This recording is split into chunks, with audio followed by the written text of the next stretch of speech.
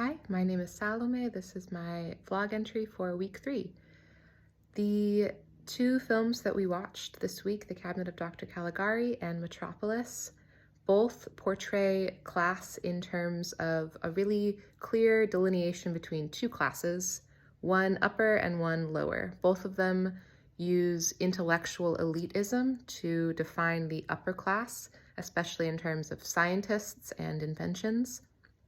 The upper class is seen as evil and exploitative, exploiting the lower, poorer classes that are seen to become spectators to the intellectual elite. We see this with the gentleman with somnambulism at the beginning of Caligari, and then later with the rest of his test subjects, we see him in front of the lower class waking up for their entertainment.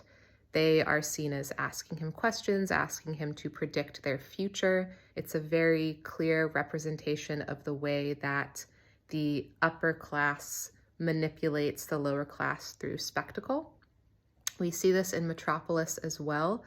The mouth of hell that we see the upper class living behind, the staircase that defines the lower class where all the workers are, moving up to the garden, which is seen as paradise, yet lies behind that mouth of evil.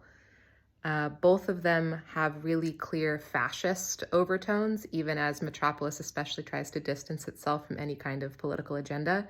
It's obviously there.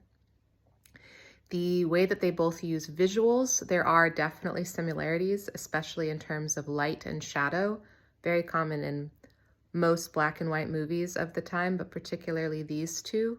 I know that the term chiaroscuro is specifically for painting, but it refers to the usage of light and shadow to create a dramatic effect, and that is something that we definitely saw in both of these movies.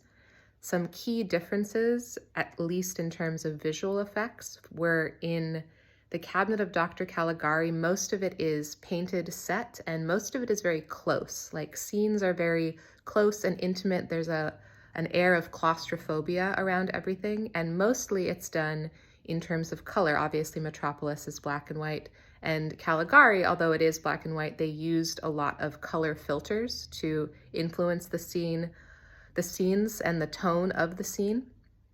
Metropolis uses space to do that. So we see a lot of drawn out sets. We see long distances being crossed, a lot of empty space, and the usage of light is really important in both, but particularly in Metropolis, light is used